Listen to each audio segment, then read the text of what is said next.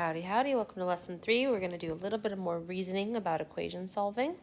We'll be using one new kind of model.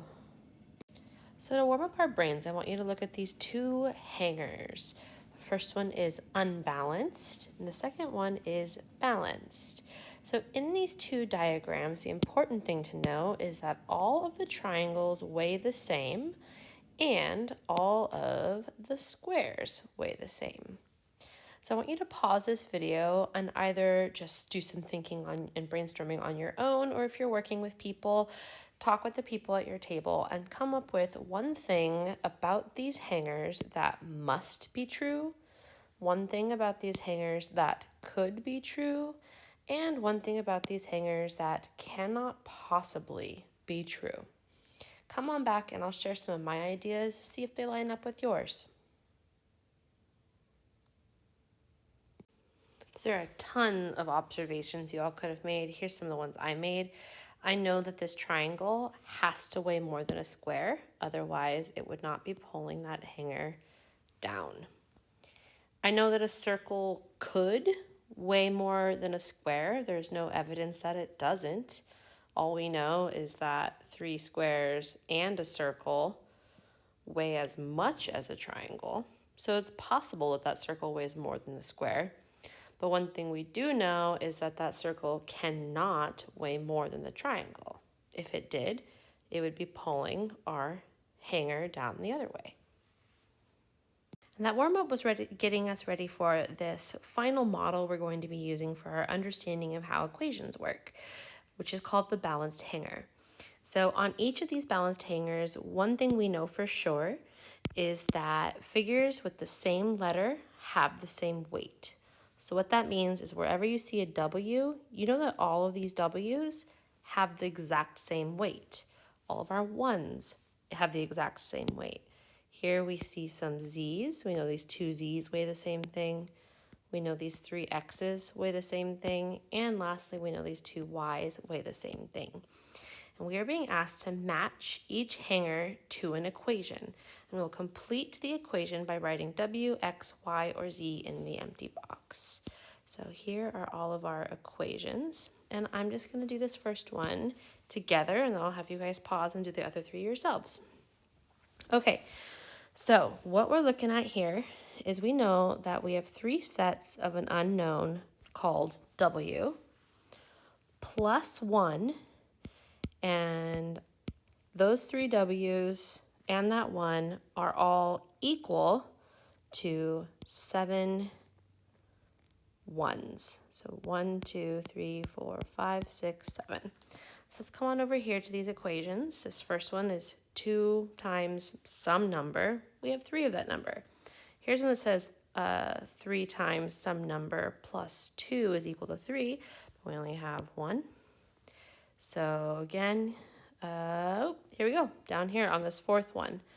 What we can see here is those 3 W's plus that 1, all equaling 7 1s. All right, pause and see if you can match the other 3. All right, check your work against mine. Let me know if you have any questions, and let's move on. So our next step is to find solutions to each equation. And I like these hanger models because you can see how each step that we do in our algebraic steps really shows up in keeping a balance on a hanger. And they also kind of match these T diagrams. You'll notice that the middle of the hanger, I kind of match up with our equal sign to show that these things are equal. So I'm just going to do this first one, and then I want you all to pause and do the other 3 by yourselves and then check in. So this first one, if we have 7 1s hanging on one side, and then 3 W's and another 1 hanging on the other side, we know that just solving, our first step should be to get rid of this constant, or to subtract 1 from each side. And we can see that really clearly on our hanger. If we wanted to subtract this 1 from each side, that'd be like plucking 1 piece off of here. And if we do that, we just threw off the balance. So we have to pluck 1 piece off of the other side as well. So we just subtracted 1 thing from each side. And what that leaves us with is 6 1s is equal to just 3 W. And then knowing our steps, we know that our next step is going to be to divide by that coefficient. So we need to divide by 3.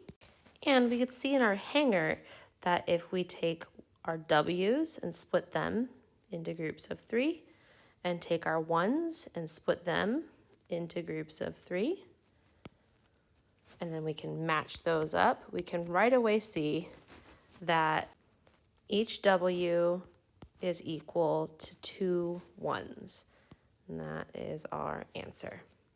All right, pause and work on B, C, and D. Come back and see if you got the right answers. All right, there's B. We've got Z is equal to 1. This one can be a little bit trickier because we're working with a fraction. You can see once I did this dividing by 3 step, since I only had 1 hanging up, I actually had to split that 1 into 3 portions. And then each of my x's got one of those portions, and that's justifying why x equals 1/3. And then I'll just do this last one in the video. So first thing, we want to subtract our 3, which looks like taking these 3 hangers off and then 3 off this side to keep that balance, which means they all go away. And then what we have left is 3 is equal to 2y. Our next step is we need to divide both sides by that 2 to get rid of that coefficient right there. And if I do that, each y is going to get 1.5 1's, or just 3/2. Okay, I'm gonna try a couple more. If you feel like you totally got the hang of it, go ahead and just start your journal problems. But if you run into trouble, come on back and see a couple more examples. If you want to see more examples, just stay. Especially if you'd like some more practice with fractions. Okay, so this first one, we're being asked to write an equation and solve for x using a T-diagram. So I'm going to start by noticing that this is going to involve the distributive property because I have 2 groups here.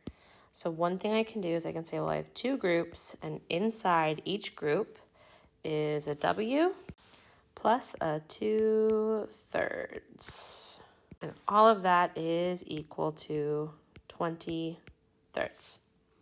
Okay, I'm going to go ahead and distribute that out. So use the distributive property to rewrite that as 2w plus 4/3 is all equal to 20/3. Okay, my next step is to subtract those constants. I'm going to subtract 4/3 from each side. If I have 20/3 and I'm removing 4 of those thirds, I end up with 2w is equal to 16/3. And you can see that on this diagram. If you imagine that this whole thing has 20 little bits in it and each one resembles a third, and I subtract 4 of those bits, 20 minus 4 is 16. So I just took those away.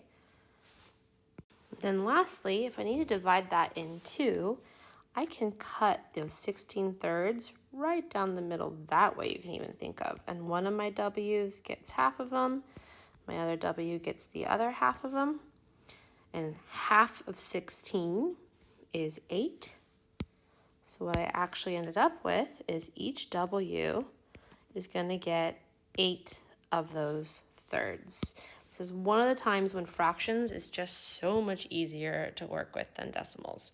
All right, pause this. If you want another piece of practice, try number 2, check on back and see how you did. All right, this one got a little crazy looking, but that's okay. Our end result is that Z equals 2.3. Check your work against mine.